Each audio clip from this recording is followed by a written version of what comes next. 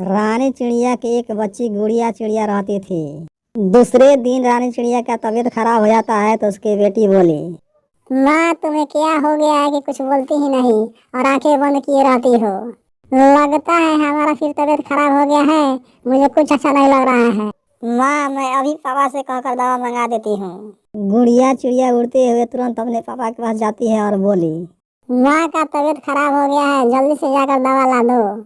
इतना बात सुनते ही तुरंत अपने पत्नी के पास आता है और सारी बातें पूछने लगता है। बोलो कैसे कैसे क्या हुआ है, अभी मैं दवा लाने जाता हूँ। मुझे ना दाना अच्छा लगता है ना पानी। मेरे शरीर में बहुत बेचैनी है। राज चिड़ा अपनी पत्नी की बातें सुनकर अपनी बेटी से बोला, बेटी मैं जा रहा हूँ दवा लाने, अपनी माँ को देखभाल करते रहना। राज चिड़ा उड़ते हुए तुरंत दवा लाने चल देता है। थोड़ी देर के बाद ही दवा लेकर चला आता है और अपनी पत्नी को दवा दे देता है, लेकिन कुछ फायदा नहीं होता है। दिन पर दिन रानी चिड़िया का स्वास्थ्य और बिगड़ता जाता है। एक दिन रानी चिड़िया अपने पति से बोली, लगता है मैं अब ठीक नहीं हो पाऊंगी। अगर मैं मर जाऊं तो अपनी दूसरी शादी कर लेना। गुड़िया को कोई देखभाल करने वाला नहीं है। गुड़िया अपनी माँ की बातें सुनकर रोने लगती है और कहती है, माँ ये कैसी बातें करती हो। मुझे छोड़कर मत जाना, नहीं तो मैं अनाथ हो जाऊंगी। बेटी मेरे मर जाने के बाद अपने पापा को देखभाल अच्छा से करते रहना। इतना बात कहते ही रानी चिड़िया दम तोड़ देती है। राज चिड़ा और गुड़िया के आंखों से आंसू बहने लगता है। माँ मुझे छोड़कर मत जाना, नहीं तो मैं भी मर जाऊंगी। बेटी अब इस दुनिया में तुम्हारी माँ नहीं है, आज से मैं ही तुम्हारी माँ और पापा हूँ। दूसरे ही दिन गुड़िया चिड़िया अपने पापा के सामने बैठकर रो रही थी। तब तक वहाँ पर गोरी कवि आ जाती है। गुड़िया को रोते हुए देखकर बोली, चुप कर बेटी, होनी को कोई तो टाल नहीं सकता। जो होना था वो तो हो गया। अब मैं तेरे पापा को दूसरी शादी कराऊंगी। नहीं नहीं मैं दूसरी शादी नहीं करूँगा। इसका सौतेली माँ आएगी तो मेरी गुड़िया बेटी को अनादर कर देगी। नहीं पापा, माँ का दिया हुआ वचन निभाओ। भले मुझे सौतेली माँ जितना भी गजन कर ले, मैं सारी उसकी जुल्म सह लूंगी। ठीक है बेटी, तू अपने घर जाओ, मैं तेरे पापा को अभी लेकर जाती हूँ और आज ही उसकी शादी करा कर लाऊंगी। गोरी कवि राज चिड़िया को अपने साथ लेकर चली जाती है। गुड़िया चिड़िया अपने घर में बैठकर सौतेली माँ को इंतजार करती है तो राज चिड़िया लेकर चला आता है।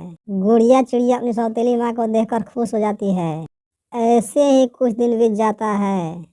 रानो चिड़िया एक सुंदर सा अंडा देती है। अंडे को देखकर घमंड हो जाता है और गुड़िया के साथ सौतेली माँ की तरह व्यवहार करने लगती है। एक दिन गुड़िया चिड़िया अपनी सौतेली माँ से बोली, माँ तुम जाओ कुछ खा लो, तब तक मैं ये अंडे को देखभाल करती हूँ। चुप कर, दूर रहो मेरे अंडे के पास से। पहले ही अपनी माँ को खा गई, क्या मुझे खाओगी कुलछनी। गुड़िया उदास होकर वहां से चली जाती है। ऐसे ही कुछ दिन बीत जाता है। अंडे से बच्चा बाहर निकल जाता है। राना चिड़िया अपने बच्चे को देखकर खुश हो जाती है।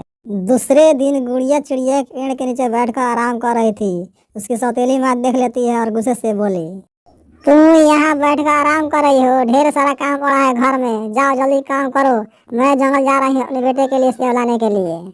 गुड़िया अपनी सौतेली माँ की बातें सुनकर वहां से चली जाती है। रानो चिड़िया जंगल से सेब लेकर आती है और अपने बेटे को खिलाने लगती है। तब तक वहां पर गुड़िया आ जाती है। गुड़िया को आते ही उसकी सौतेली माँ गुस्से से बोली, तू यहाँ कैसे चली आई? देखती नहीं हो मेरा बेटा सेब खा रहा है। भाग यहाँ से कुलछनी कहीं की।